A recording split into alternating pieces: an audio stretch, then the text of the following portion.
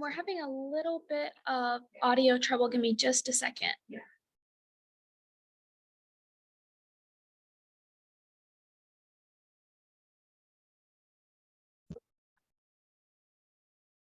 All right, let me try that. All right, yeah, no, you're good to go. Okay, sometimes the headphones work, sometimes they don't. Welcome, everybody. Thank you, IWAC, for having a hybrid option this year that made it more accessible for us to be here. Although it is a little weird to know that there's people out there. So hello, people. So our presentation is transitioning from W courses to WAC in the age of austerity. And we are a group from Ball State University. This project started in my English 601 research methods course that I taught last year at Ball State. And Shane and Courtney were graduate students in that course. Oh, hello, people. And I'll let them introduce themselves briefly. Hi, everyone. My name is Shane Lanning. I use they, them pronouns. I'm an instructional consultant at Ball State University, and I am also a PhD student in the English department with the concentration on rhetoric and composition. Hello, everyone. I'm Courtney Crisp. I'm a PhD student in rhetoric and composition. I also teach English 103 for the first year comp students. And my pronouns are she, they. And I'm Jennifer Grueling, she, her. I'm an associate professor and have been the director of the first year writing program, although I'm now going on sabbatical and have turned that over for a little bit. All right, Shane is going to get us started. All right. The title of my section is perhaps a little tongue-in-cheek, but I'm sure that you'll find that as we dive into our conversation today, that it is quite fitting. As I'll discuss momentarily, our research revolves around the writing-intensive courses at our home institution. Throughout our research, we discovered that these courses lacked consistency and clarity in their aim. In fact, one of our participants wasn't sure which of their courses was the writing-intensive course and offered for us to select the courses we wanted to talk to them about, denoting a lack of understanding of the university core curriculum. Before I get too in the weeds, I wanted to give a quick overview of the genesis of this project. A group of 6 graduate students took our research methods course last fall with Jennifer. To give us some hands-on experience, she had our class collaborate to design and carry out a research study. We tossed around several ideas and landed on the project that we're discussing today. Our objective was to examine the writing-intensive courses designated as W courses at our home institution, Ball State University. We felt that getting a feel for these courses would provide a foundation for potentially implementing a writing across the curriculum program, or at the very least, provide some structure and support for our faculty who teach those W courses. We had 4 research questions. We wanted to know what prior knowledge the faculty have about WAC programs, how they define writing intensive, how those definitions impact the coursework and expectations, and to see what support and resources the faculty need for teaching these courses. For some quick institutional background, Ball State had over 100 courses in fall of 22 that were designated as W courses. These courses are part of the university core curriculum, so every Ball State student must take at least one before they graduate. This usually happens in their 3rd or 4th year and is often after taking our first year composition courses, English 103 and English 104, though these are not usually prerequisites, so they could take it even before finishing like 104.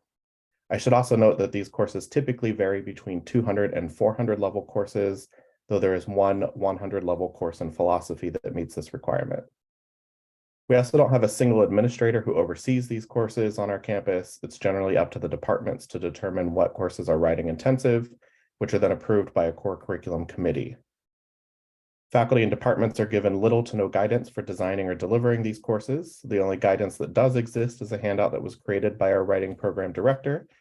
This guidance states that the course must have 20% of the grade at minimum be writing-based assignments, but also states that the national average is closer to 70%.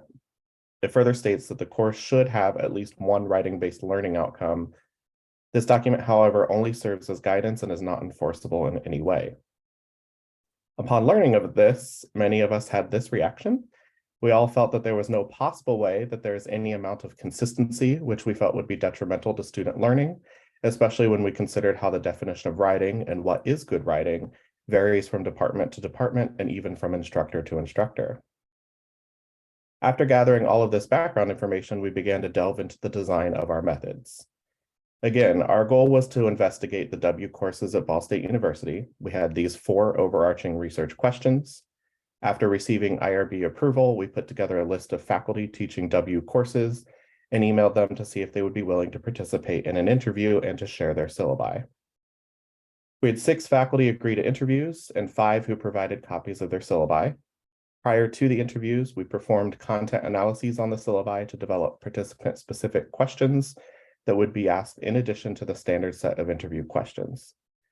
During the interviews, we asked questions about the faculty participants' experiences with teaching W courses, as well as questions that unearthed their definitions of writing intensive, and to see if there was any institutional support they might want or need.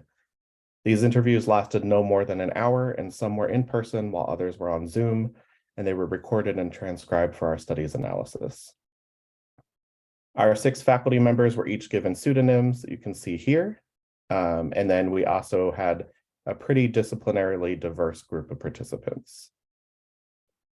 As we performed the content analyses on the syllabi, we documented our thoughts in research briefs so that members of our team could compare notes. These briefs also provided some preparatory material for our interviewers. I'll note again that we received 5 syllabi from our 6 participants, so we were not able to analyze Nira's syllabus for her history course. These syllabi began to tell the story of a writing incomprehensive class.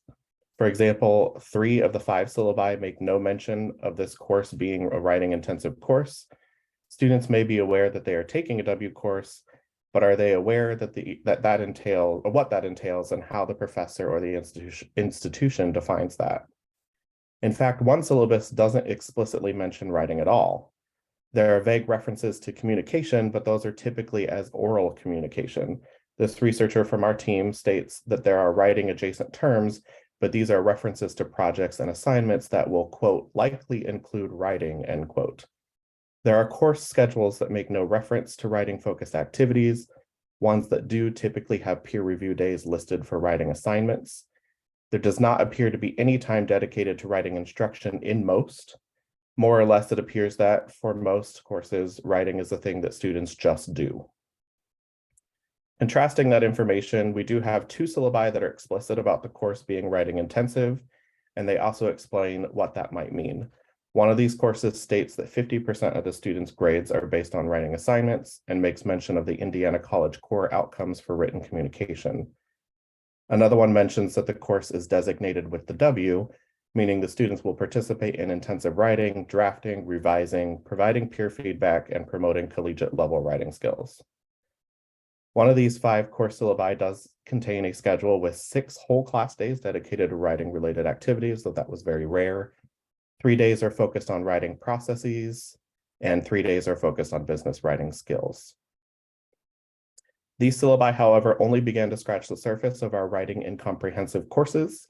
I'll take a moment to briefly dive into our interview analyses to highlight this divide further for you. Courtney and Jennifer will dive a bit further into some of these ideas, but I think the interviews demonstrate that the problem is palpable for our faculty who are teaching these courses. I mentioned previously that we recorded and transcribed these interviews. Our team then utilized an inductive approach to coding in which we read through the transcripts and individually highlighted themes that stood out to us. As a team, we then organized our themes into 5 main codes, which we then used for a final coding of each transcript. Here's a quick overview of those codes. For our first code, we identified statements about writing or why writing is important. This includes statements about how writing enhances, increases, or teaches critical thinking skills.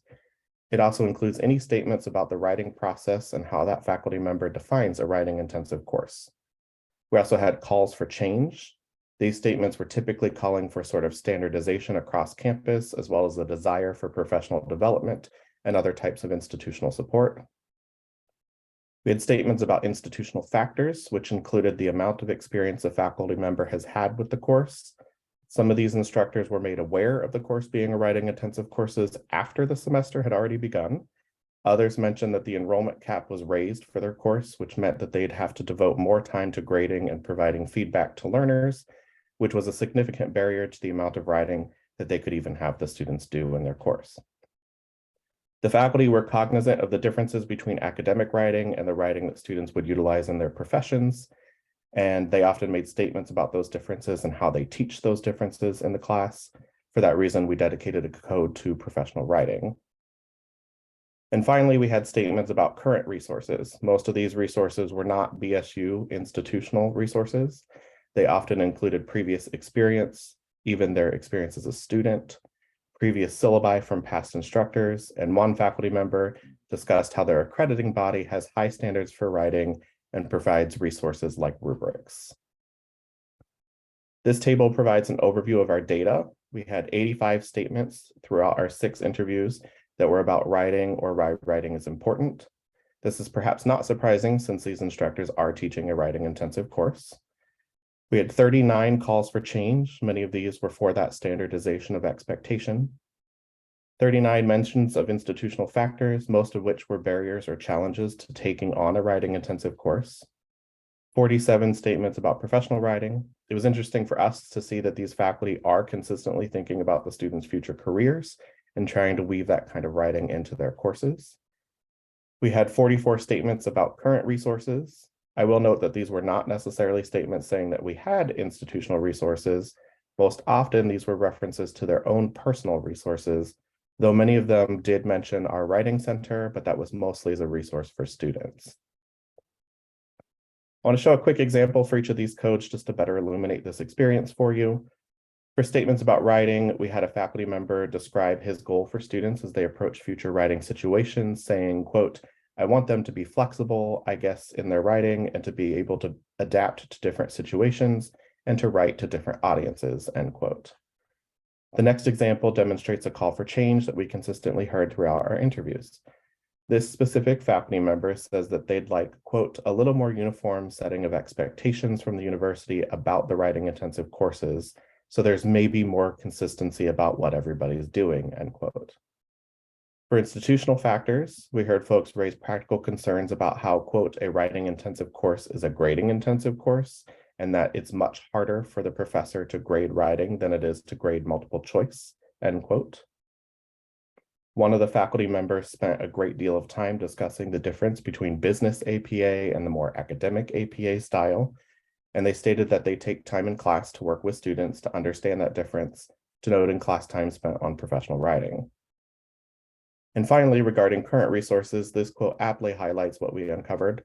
This faculty member says, quote, "not that I'm aware of," end quote, but then mentions a standard course syllabus, which is likely department specific, but they state that there is no training for writing intensive instructors. Our analysis of the interviews and syllabi led us to a few conclusions. The good news is that even if it isn't always clear in their syllabi, all of the faculty made statements about the value of writing and why they think it is important for students. They mentioned that they take time with their students to discuss this importance and to relate it to their future careers and academic success. While it isn't necessarily good that they have to call for a unified program, it is good that they all demonstrated a desire to get on the same page and see what other faculty and departments are doing for their writing intensive courses. And we learned that our faculty are resourceful.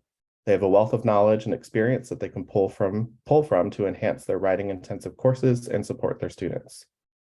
But we also came to the conclusion that there's some bad news to all of this. While our faculty place high value on writing, much of it is focused on grammar and more prescriptive ideas of what makes for good writing. For example, Nolan was adamant that his students not use cliches.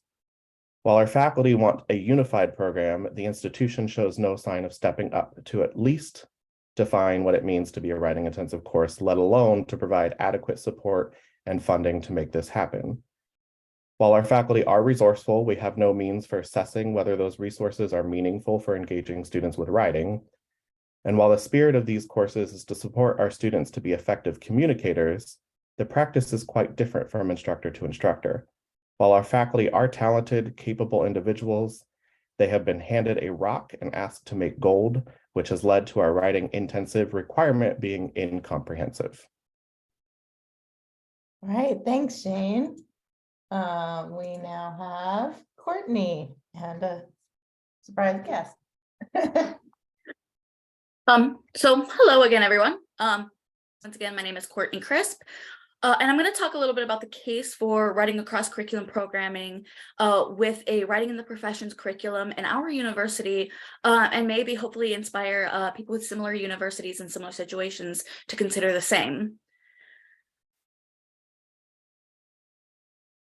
All right, so I know we already went over some of this information, but some of this data that really emphasizes the need we are currently seeing within our institution. Of the 6 faculty members we interviewed, all 6 indicated a strong need for professional writing focus and curriculum reform. These interviews included discussions of lack of student preparedness as students enter their classes, difficulty helping students conceptualize the importance of professional writing, workload preventing faculty from providing support to assist students in advancing their skills, and inconsistent expectation about what the university considers an appropriate amount of writing necessary in writing intensive courses. So what exactly do we mean by professional writing?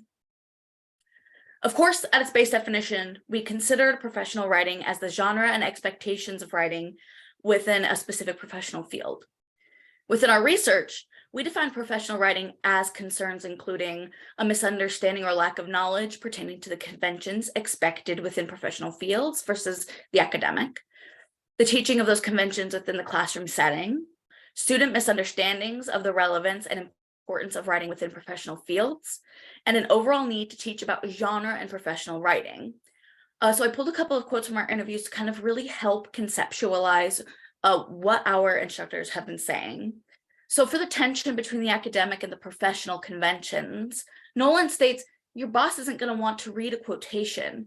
Your boss wants to know the answer to his or her question. And it's not a quotation from a scholarly article that you found because you thought it would fill up space.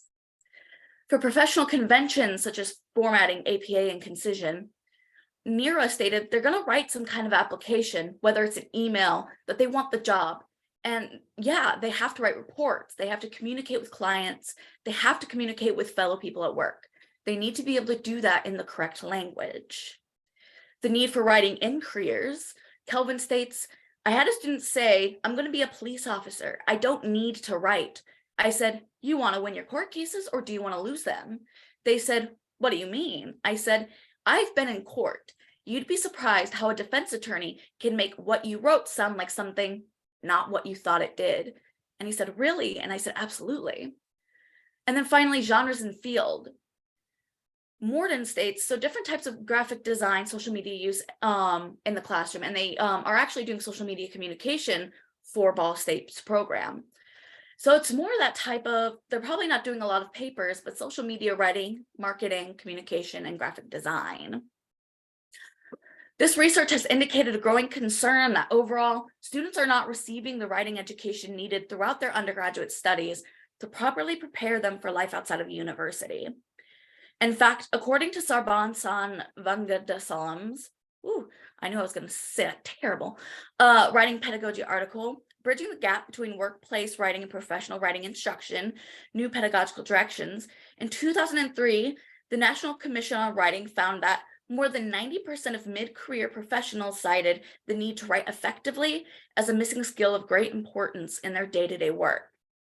While 20 years seems like plenty of time for advancement to occur, Sarmani San further explains that even with a 131% increase of technical writing courses offered between 2005 and 2013, only 42% of employers in 2012 believed their recent hires were adequately prepared by their pre-hire education for an entry-level position, whereas 72% of educational providers believed their graduates to be work-ready.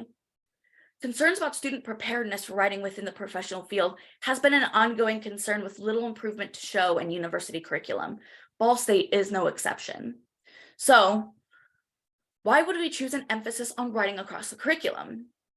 As Shane previously explained, the concerns being expressed throughout our interviews span across 6 different departments: English, criminal justice, energy and mineral resources, sports communication, history, and business communication. Each of these departments upholds different standards for how much writing should be done in their courses. This is seen in how much writing happens between the curriculum. So taking a quick look at the syllabi, Bo, who teaches English, emphasizes a focus on labor-based grading contracts. There is an emphasis in his syllabus on drafting, peer review, and revisions. All assignments involve writing as content engagement at its base, from class discussions to the major writing essays. Dariel, who teaches criminal justice, states about 40 to 50% of their syllabus is aimed towards writing. They aim for, and to be honest, I've lowered that because of our caps. I've had as much as like 10 students over the cap in a writing intensive class, and it's just too much. Despite this, they incorporate outlining, rough drafting, and peer review prior to the final submission. Kelvin, who teaches energy and mineral resources, requires submission of essay topic, outline, and final essay in 3 separate assignments. Has 1 major writing project and 4 written team reports. But the discussion of writing in the syllabi assumes students enter the course with what they describe as a basic understanding of the genre's writing conventions. There's no inclusion of lessons on the writing conventions. There are no opportunities for revisions. The only scaffolding that is provided is that 3-tiered major essay assignment submission process. Overall, the syllabus indicates more of a product over process. Slide, please. Morden, who teaches sports communication, states, I'd say probably a majority, so more than half of the course's created material would be related to writing in some way. But within this course, it is more of an emphasis on the media communications, such as reviewing how other crisis communicators use social media specifically to share information. Nira, who teaches history, is one of the instructors that did not provide a syllabus. But in their interview, they stated, I would say that I've always emphasized writing in my courses. I've never, except on rare circumstances, given multiple choice tasks or matching or any of those things that students always ask for, even in the survey classes. Creates an emphasis that reading is crucial as for writing as a skill, and then suggests instead of a revision process, students find an editor for writing success. And then finally, Nolan, who teaches business communication, provides plenty of in-class writing activities, although a lot of these are tests of grammar knowledge. Nolan states, and I tell them, for you, your academic textbook says you need to revise at least 3 times your final draft before it goes somewhere. It's hard, it takes effort, it takes concentration, and I know that they don't like it. So reading through the syllabi and interviewing our participants highlighted a concern about ongoing inconsistencies from the university's 20 to 70% writing expectation, as well as outlined departmental course goals that devalue teaching writing as a skill. To reiterate what Shane previously stated, many of the syllabi provided not only failed to mention that they were writing intensive, they didn't include writing in the syllabus at all. While there are many variations of WAC programming that span from micro designs to complete departmental structures that integrate writing requirements, universities like Ball State University that suffer from lack of consistency despite having integrated writing requirements implemented would greatly benefit from WAC programming with administrative guidance under one specific program itself, a writing specific program. Overall, this could provide some relief in inconsistent course goals that devalue writing as a skill by incorporating similar expectations surrounding writing within writing intensive courses. So with the ongoing concern about professional writing development and workplace readiness, a writing in the professions curriculum integrated within an overall writing across curriculum program would greatly strengthen the continued concerns vocalized by the faculty we interviewed. According to Rebecca Hallman-Martinez's article, More Useful Beyond Knowledge or Beyond College, the Case for Writing in the Professions Curriculum in WAC WID, a writing in the professions curriculum, WIP, emphasizes writing with and for audiences outside the university and in genres that are intended for use beyond the classroom, rather than in simulated genres written for the professor. Within this curriculum, students will learn to compose multimodally, to write in a team-based collaborative environment that requires effective project management, to develop clarity in writing, and to write in an accessible way to non-expert audiences. While our faculty members do show a start to integrating some of these aspects, writing in the profession furthers this by creating realistic settings and scenarios for students to actively engage in the conversations of professional writing as if they were professionals within that setting and doing the work themselves. In some instances, Holman Martini suggests collaborating with professionals, inviting professionals to be guest speakers, and integrating those outside of the university into the curriculum to better understand the most current trends in professional writing in the field. The goal of writing in the professions, Holman Martini explains, is not to replace academic genres, but rather supports students' understanding of writing as a social act, i.e. rhetorical, and provides opportunities for students to engage in writing for non-academic audiences as they would once in a professional field. To call on Nolan's statement on professional emails, students will know when to send their boss a concise email and when to use a scholarly article. So with all that being said, how does this ultimately help our students? First, the students will be provided with consistency. This will be seen in expectations of course goals and outcomes, as well as in how writing is treated within the classroom. We saw previously in a brief analysis of syllabi that some faculty valued product over process with no in-class instruction on genre writing and no opportunity for revision, while others integrate multiple opportunities for rough drafting, peer reviewing, and revision before and after submission of writing assignments.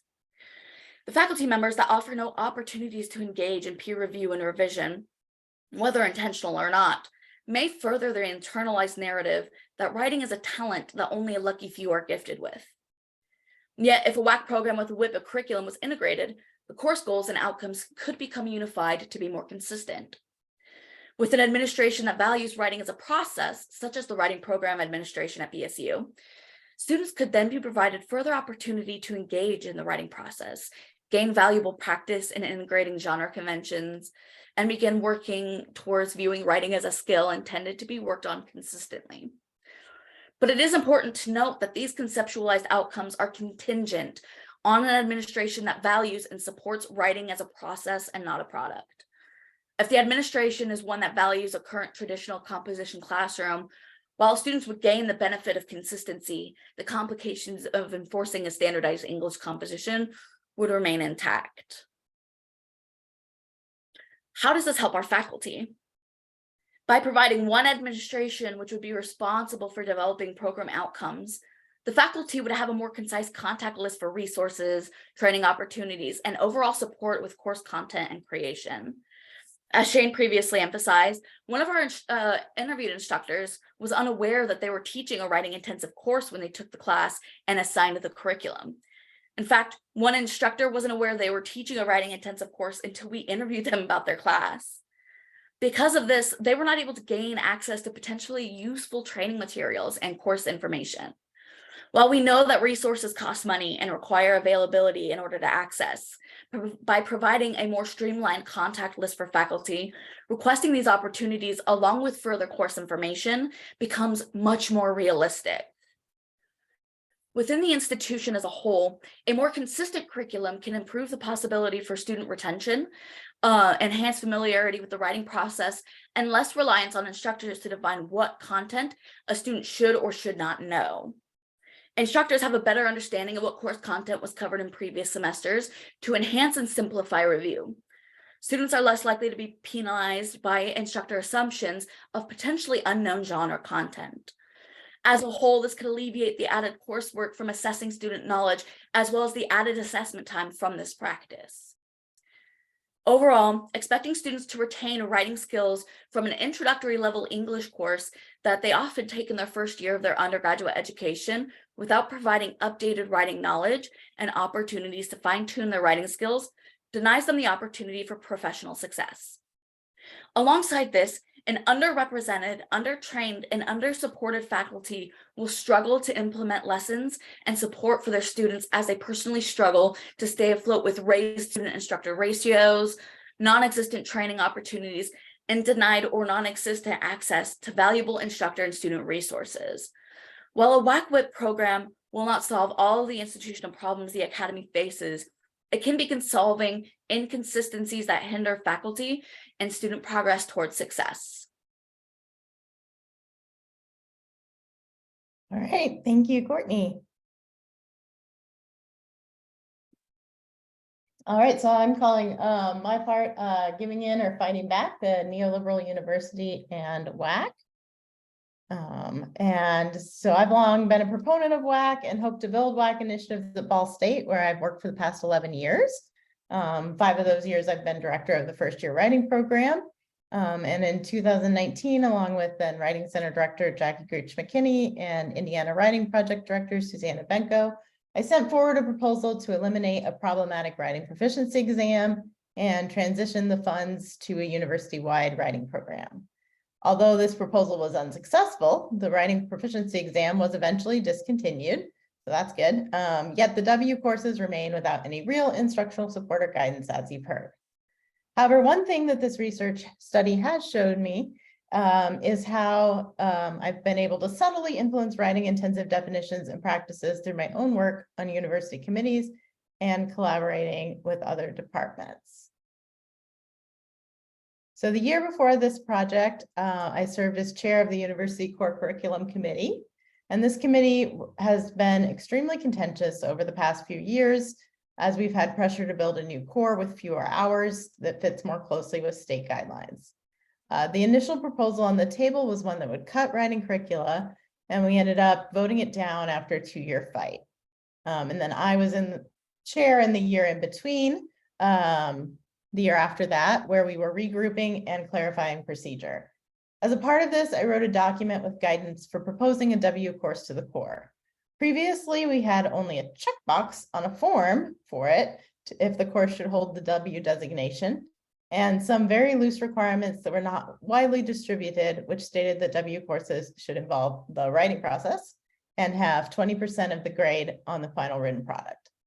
In the document I created, which was easily accepted by the committee, I reiterated the 20% rule, but noted that national guidance suggests 70% of the course grade be dedicated to writing. I also stressed the necessity of having at least one course outcome based on writing for assessment purposes. I discussed with our new assessment director on campus how writing courses in the core were falling through the cracks and not being assessed as W courses. The new document provided information on the state of Indiana goals for written communication. When I left the committee, I was unsure how this document would be seen or used. I was somewhat surprised a year later to see my document, which I'd framed as guidance rather than policy, on a website for core assessment, and then the process for assessing W courses. In addition, several of the interviewees in our study seemed to have either become familiar with the document or at least the material contained within it. Interviewee Morton mentioned learning more about the writing intensive courses in the last semester than they ever had before. They particularly noted that the university core assessment reports and how they needed to better design their W courses to have a writing objective. Another success was my work with colleagues in criminal justice to develop a rubric for their writing courses. We did this work on a small internal summer assessment grant. Once again, I consulted with my expertise in writing, but was unsure the fate of the document. I was pleased to see our participant Jeriel mention that they were using a rubric for writing developed by someone else in their department and someone from English, knowing that someone was me. It was clear that these attempts to change things on a subtle level were having at least some effect. When we proposed this panel, I was hopeful that I'd be able to present about further movement towards a WAC program, but unfortunately, there's none to report. After defeating the original core proposal that would have cut writing, a task force was recently charged by the provost with cutting the core by December. The pressure is on and everyone is holding their breath to see what happens, especially when that provost has now left, but the task force has begun their work this summer. Rather than progress then, what I offer here is an overview of how the W model fits with an austerity-minded mindset grounded in the neoliberal university, as well as some thoughts for strategies that might work, but give into this mindset and strategies that push back on this framework. I hope to share ideas and also welcome your ideas in the Q&A portion. The rhetorics of austerity and neoliberalism within academia have only grown stronger since wealth Welsh and Scott address them in their 2016 collection, Composition in the Age of Austerity. Although writing-intensive courses and WAC are not directly addressed in this book, the definitions give us language to talk about why we may see a fixation at the university level on W courses without the support of a WAC program. Austerity and neoliberalism are intertwined concepts that feed on each other. Neoliberalism is a political and economic stance that values market forces and privatization, while austerity is a set of policies that cuts budgets, programs, and particularly those within the public sector. Neoliberalism shifts responsibility for success from institutional structures to individuals, while also erasing the differences that make individuals unique. For example, incoming students are encouraged to evaluate potential universities, not based on their individual needs, but based on the best value for the money. The university will allow them to get the degree they need quickly, that will most allow them to get the degree they need quickly and efficiently. I don't begrudge students here and the real need to find the most affordable education, but the solution to the cost of education in a neoliberal ideology becomes finding the best value, not increasing state funding for higher education, forgiving student loans, or making college free. The paradox of individual responsibility paired with a lack of embodied individual identity plays out in the philosophy of W courses over a WAC program. Curricularly, these courses are placed in the core and should theoretically meet the same core outcomes. Yet the responsibility for creating the courses, teaching the courses, and even assessing the courses falls to individual instructors who receive little or no institutional support. In effect, each department is its own market force within the core curriculum, individually competing for students and receiving funds in a decentralized budget model that rewards each college based on the number of students. This then leads to fighting and stagnation among faculty, as I myself witnessed on our core curriculum committee, when colleagues from other disciplines argued that all fields should be allowed a writing course to compete for funds under our new budget model. The fight for writing courses housed in disciplines, at least in our core curriculum committee, was very much tied to that rhetoric of austerity, where there were only so many students and so many dollars to go around. Yet as our proposal to replace the writing proficiency exam with WAC showed, the funding for writing initiatives was not absent, only misplaced in less valid methods of testing. As an advocate for WAC, I became stuck debating whether to use the logic of the neoliberal university to make changes that I believe will help students, or to fight a more ideological fight that may not need to change. The question became, do I build on current university initiatives or push back on university systems? Here I offer perspectives on both strategies, wondering if I can have my cake and eat it too, if I just bake 2 cakes. And if you've seen Spider-Man, you'll get that. So a catch-22 of developing a more robust WAC program from a series of W courses is that it's currently no one's job to do so. It's a labor that no one's compensated for, and I take to heart the advice of a colleague who told me that no matter how much I wanted to develop WAC, I needed to limit my own time and/or ask for compensation when working towards those goals. As such, I've done 1 WAC workshop on campus in my 11 years at Ball State, and I negotiated a stipend for doing so. This lack of available compensation makes smaller steps that are tied to existing programs appealing in terms of building WAC initiatives and interest on campus. I was also delighted that my research methods class chose this important topic to pursue last fall. One promising avenue is through our Writing Center. We have a robust center that is well known and valued on campus, and a new director starting next fall. Courtney will be an assistant director, along with another graduate student, Emily, who is also involved in this research project. And thus we have an interest from tutors in making more connections across the disciplines. The syllabi we collected from writing intensive courses often, but not always, included a statement for the Writing Center. An embedded writing fellows program connected to our Writing Center is a strong potential avenue for our university. We already have some examples of the Writing Fellows philosophy on a smaller scale, as Courtney and another graduate student have been specifically assigned as tutors for education majors preparing their teaching assessment portfolios. One challenge to the Writing Fellows approach is the current staffing of our Writing Center, which is primarily staffed by graduate students in English. Building a Writing Fellows program would involve recruiting tutors with greater experience writing outside of English courses. In addition, a concern with this approach is that faculty in the disciplines will see this as a chance to offload the labor of writing instruction to tutors, rather than valuing the unique role they bring to these relationships. Although there are ways that a writing fellows program disrupts the neoliberal narrative, there's also a danger of faculty who hold this mindset, seeing it as a way to privatize or outsource writing instruction to tutors. Another push on campus that has been tied to courses, particularly those in the core, is the idea of career readiness. Linda Adler-Kastner comments on the changing narrative surrounding higher education to focus on professional training rather than liberal education. This trend is a part of seeing college through the lens of market forces. In this neoliberal view, college is only valued for its role in leading to a profitable career. Adler-Kastner notes that this perspective reduces writing to a skill, not a subject of study. Writing is a tool for other disciplines, not a discipline itself. This view can be common with writing intensive faculty and is one of the dangers of a W course over a WAC program, is that it lacks the guidance from someone with a background in writing as a discipline, at least the way we've done it at Ball State.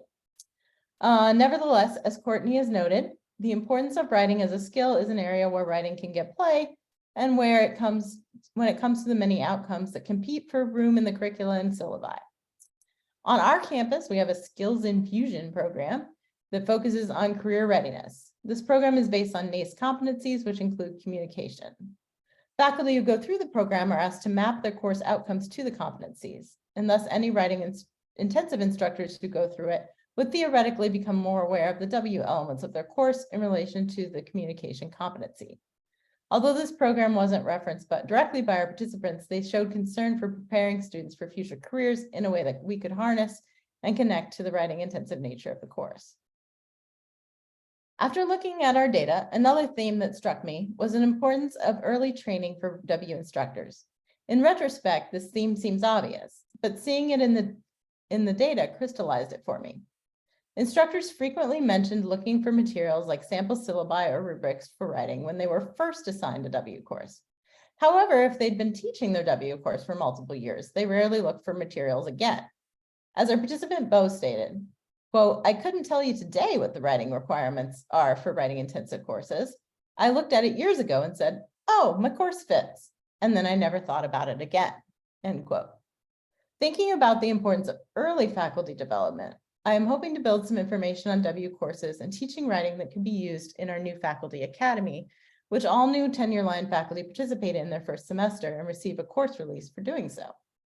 This also fits with the desires of our participants. Jeriel noted that they didn't know that Ball State had W courses and that it threw them for a loop because it wasn't a part of their onboarding process.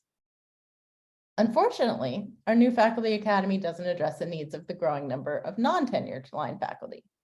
Another hope I have is to develop a self-paced Canvas course for W instructors that they could be directed to when they're first assigned a W course. With Shane working as an instructional consultant in an office that has developed similar courses, such as one on accessibility, this could be a timely project. Instructors could be directed to this course when they taught a W course for the first time.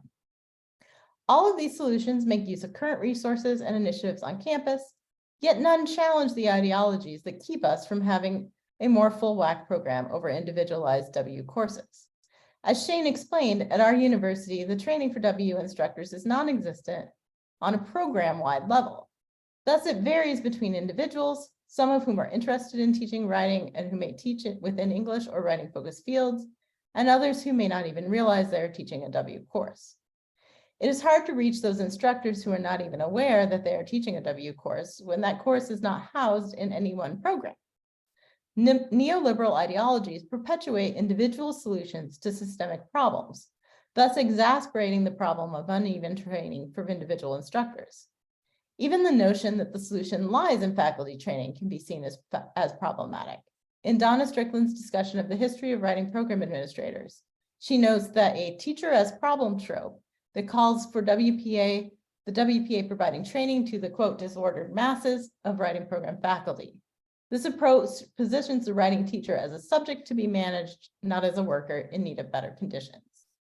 I do think the professional development is important, but we must remember that it is not the same as an overall systemic solution that and that it can overburden faculty and GAs who are already overworked and underpaid. Evidence of these labor conditions also emerged in our data. We asked our participants for their views on how having a more structured WAC program at Ball State would change their practice teaching W courses. Interviewee Nora was well aware of the political debates surrounding the university core. She noted the labor concerns with teaching writing are nothing new and were a reason that the current W courses in the core had not been entirely successful.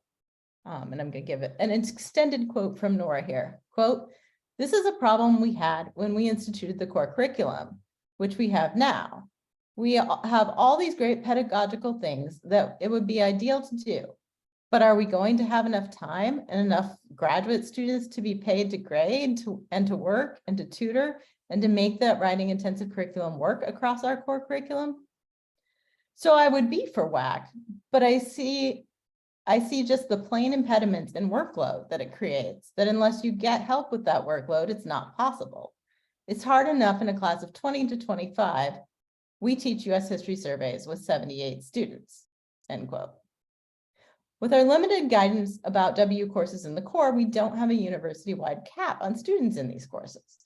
Without this, the labor conditions make it not possible to follow best practices in teaching writing across the curriculum. While I've frequently mentioned that the cap of 15 is ideal for writing intensive courses, that number did not make it to the official documentation provided when assessing writing in the core. While individual faculty seem to have used this document to guide their courses and their assessment, departments and committees, and particularly deans who set course caps, are not seen as responsible for best practices in writing courses. As a part of the neoliberal push towards individual responsibility, it is up to the professor to know best practice while not being provided the working conditions to follow it. In addition, Nora's solution of graduate student labor or tutors is ultimately a further pushing off of the labor of writing instruction to the even more vulnerable workers on campus. Grading of writing is almost always a concern for writing intensive instructors, but assigning graduate students to grade writing is not only poor assessment practice, it is questionable as a labor process.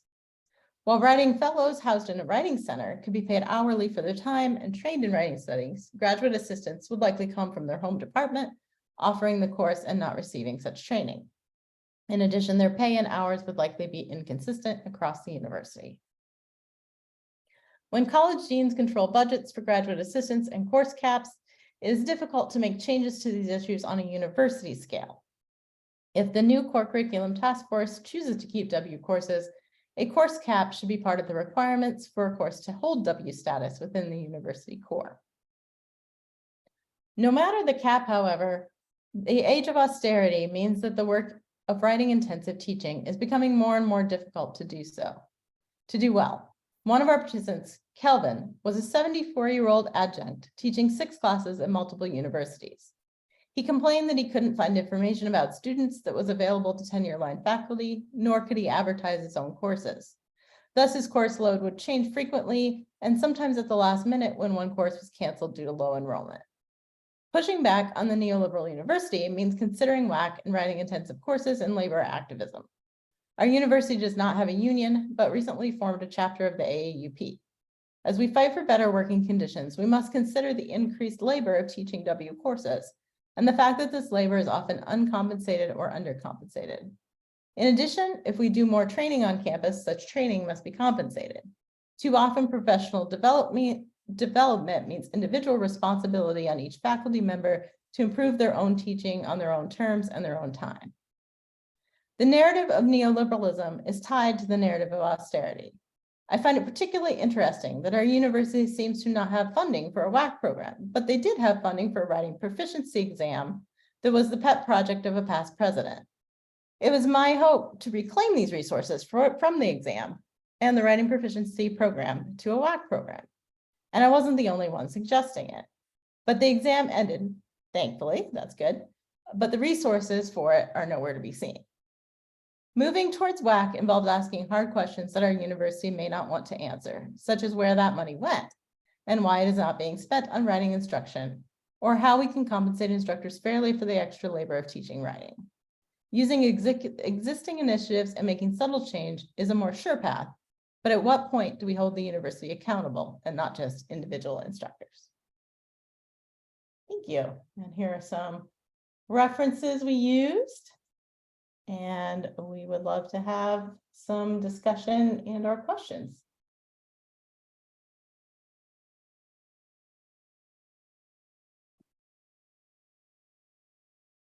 Do you all have the link to the Whova to pull up the questions, or would you just like me to read them to you?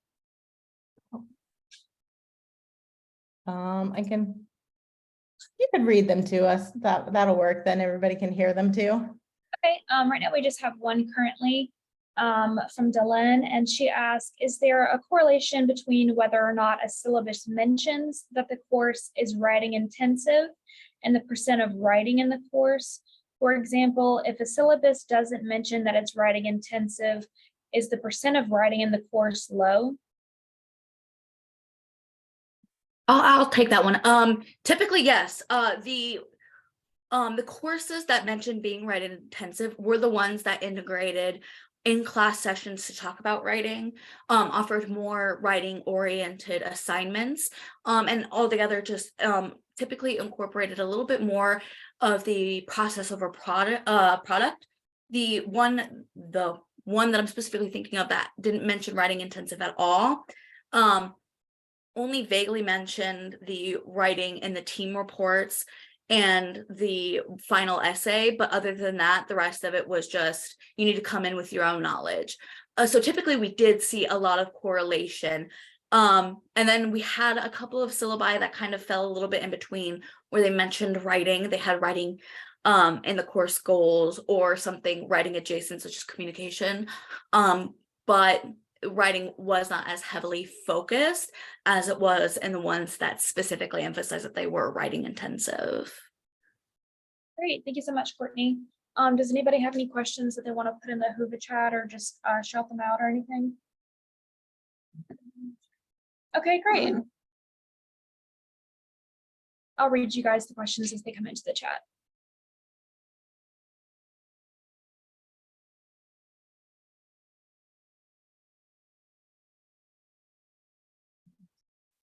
Okay, yeah, sure. Yeah, my question is, in the interviews, I'm curious to hear about what the faculty's tone or affect was. Did you talk to people who were excited to learn more about teaching writing? Did you talk to people who felt that this was a chore, that they were resistant to? Was it a mix? Curious. I can take this one. I would say that overall, the tone was actually like most of the faculty were very excited about the possibility of getting on the same page. They were interested in hearing. There was like a sense of curiosity about what other faculty across campus are doing. Often they would ask us, toward the end of the interview, like, is what I'm saying similar to what some of the other participants have been saying? There was like just this general sense of like, there was some sense of like, I'm unsure of what I'm doing because there's no like institutional definition that they could really point to beyond the document that Jennifer created. But there was like this desire and excitement for the possibilities of learning more about what they could do and what others are doing. I don't feel that they were necessarily feeling put upon. I think that they were like they enjoyed what they were doing. They tended to volunteer to reteach those writing intensive courses, but they also understood a lot of the challenges that existed with them and just had like a sense of, like I said, curiosity of how they might change or better make some consistency across campus on what we're doing with those courses. And feel free to add anything, Jennifer or Courtney, if you have thoughts.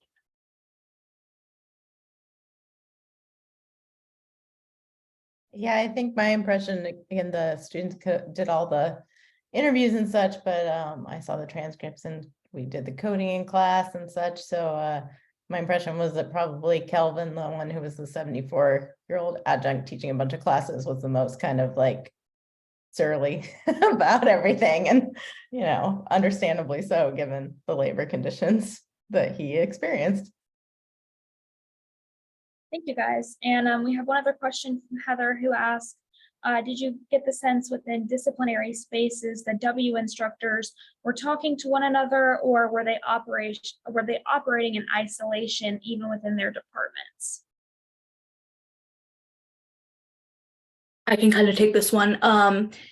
It seems a lot like they operate in more of an isolated kind of environment. They really put their heads into the courses that they're teaching. But again, a lot of that is just because some of them aren't even made aware that they are teaching writing intensive courses until they've already started teaching those courses.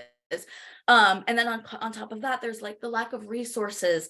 And a lot of them also indicated a sort of nervousness that, well, what if I'm not doing what I need to be doing properly? What if I'm not a good instructor because I'm not incorporating enough writing? And they indicated sort of this anxiety about not being a good enough instructor, despite not being provided the resources necessary to fulfill the writing requirements on the higher end of that 70%. Like, it just kept them from communicating with other instructors or even kind of investigating what being a W course instructor truly meant. I hope that answered the question. Yeah, and I think like one thing we saw again was they were more likely to reach out to other people in their department when they were first assigned that course and see like other syllabi and stuff, but that wasn't any kind of sustained sort of communication, and it was only within their department. Usually it wasn't across the writing intensive courses that theoretically meet the same goal in the core, but they weren't talking across departments at all. Yeah, that was what I was going to add. There were several folks who mentioned inheriting the course from somebody else, and so they kind of got the syllabus from a previous instructor. And then our criminal justice instructor specifically mentioned their spouse as a resource because they also teach in criminal justice. And so they, like Jennifer was saying, were mostly sharing within department and not outside of. And then our most recent one that we have come in from Lee Morrissey, he says that at Clemson, WAC was the strongest, I think, whenever we had the W courses. He notes that we did have a center that hosted cross-disciplinary workshops, which was key. He's curious about the W versus the WAC dynamic at UL's University of Ball State. Yeah, I'll kind of address that. So yeah, so I mean, part of it is that they're just so isolated in that like logic that it's up to the instructor to figure out what to do without any like workshops, any I would even be happy to have like a writing committee on campus that approved the W courses, you know, something like that, so that there really again is nothing on that kind of WAC scale. They're very much just a stamp that they get in the curriculum, and it came from when we first created the current core. There were a series of those kinds of designations, like I don't know, there might have been one for diversity or technology, like it was a whole acronym. And the W is the only one that's lasted. But it's very, you know, like we said, some of the teachers didn't even know that that was attached to their course when they received that course to teach. So, yeah, I think it's not necessarily that the W courses in and of themselves are problematic, but that like without that connection across campus and someone in writing, leading a committee or doing workshops or something, they become very much the responsibility of the individual instructor. I just want to build off that a little bit because like as an assistant director of the writing center, I find that when it comes down to talking about genre specific writing, when the instructors do utilize the resource that they know, which is the writing center, right? They have to reach out to us and ask, do you think you could kind of come in and do a workshop on this? And it becomes something that is specifically has to be navigated from the instructor and the writing center. And there's sometimes a difficulty in discussing where students currently stand in understanding and what content needs to be covered in the brief workshop that we have, because some instructors will have grand high hopes for what the writing center can provide in workshopping, because sometimes they come to us wanting like what would take at least a week really to kind of get into and really get the practice in. And we are only given like the hour class period. So when they do utilize one of the only resources that they know of to provide any form of workshopping, it becomes incredibly obvious that those departments haven't provided previous resourcing or training, because those instructors kind of lean very heavily into the experience of writing center workshopping, which also is, as Jennifer kind of talked about in her section, tutor run. Our workshops are run entirely by the graduate tutors. And then Amy is curious about if any of you happen to know when the proficiency exam was done away with. It was like 2 years ago. That thing lasted way too long. It was created, in the 80s or something, and that president was really into it. And then we just it got removed from English and was its own department. That they had to either take the test at a certain credit hour. It was like a essay test, timed essay test that they went and took. Or if they didn't pass it, which interestingly enough, the story on campus is a lot of English majors didn't pass it because they had lost the ability to write a 5-paragraph essay test. Then they had to take a writing proficiency course before they could graduate. So the English department had long been, like, I think originally it was in the department, but it had long been removed from us.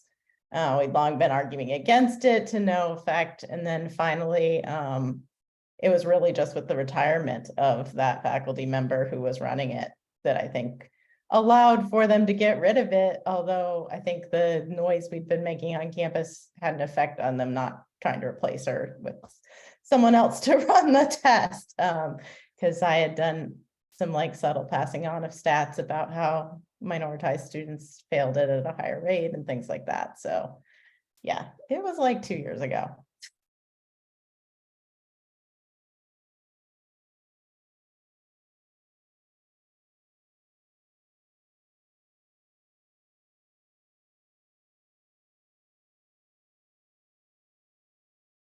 I don't see anything else coming in online. Anything else in person? Study. We all mentioned we have 107 courses, 6 participants, and 5 syllabi. So, like, how do you all frame a study for faculty?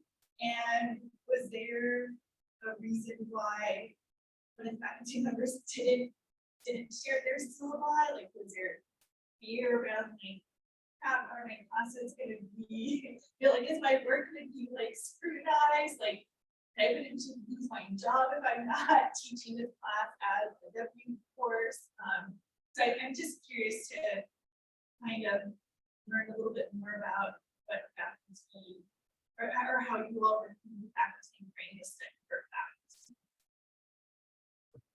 We had a little trouble hearing that one. I heard asking about like why some faculty didn't share their syllabi if they were nervous about kind of scrutinizing of Yes, I think that's mainly what she was getting at, was how you guys were able to recruit faculty and kind of get them to talk about their syllabus and things like that. Was that mainly with, yeah, sorry, she's in the very back of the room, but just kind of how you were able to get them and kind of, I guess, coerce them into your study, get them to kind of spill the beans.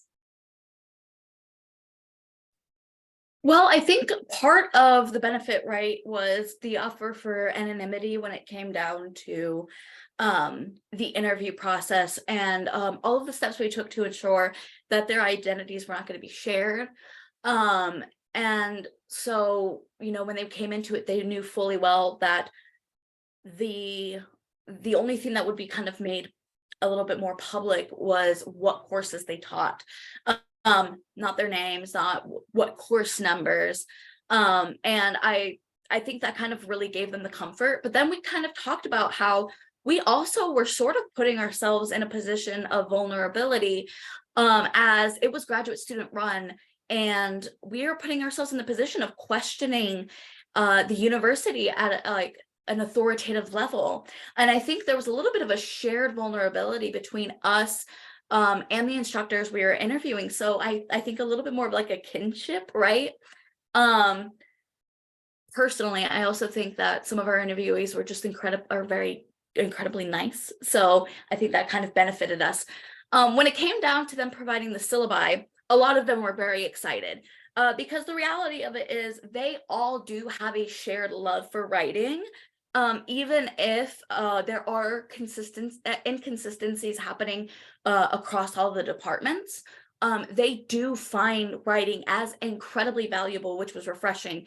So I think that when we explained that we were interrogating the university's inconsistency and providing not only expectation for students, but them as the instructors, they wanted to give us like what that actually looked like at an instructor level. The only person that did not provide a syllabus, we didn't really necessarily ask her, and she was very comfortable sharing her experiences. I just think she probably felt like she could give us a more realistic understanding of what her course looks like in the interview as opposed to the syllabus. But we, again, with the anonymity that we provided, we also didn't require them to justify why they wouldn't give us a syllabus. We made that entirely optional, which again, I think for the other 5 participants, maybe why they were so willing is because we made it very clear that we were valuing their agency as instructors and as people before we were valuing our research. And all together, I think it was just, as everybody, all the young kids would say, right, the vibes were right. I'd also say that in my work as an instructional consultant, I get questions quite often from our faculty about intellectual property when it comes to their course materials. And there's a lot of concern on our campus right now about who owns what's created. And there are like chairs in other departments that are trying to force faculty to share and copy their Canvas courses with like adjunct who are brought in last minute, which I understand the desire to help adjunct faculty who are overworked and underpaid, but at the same time, you're taking somebody else's work and allowing somebody else to use it without permission. And so there's just a lot of conversation and hesitancy on our campus around some of that. I don't know that that explains why she didn't share her syllabus, but I could see that being part of it.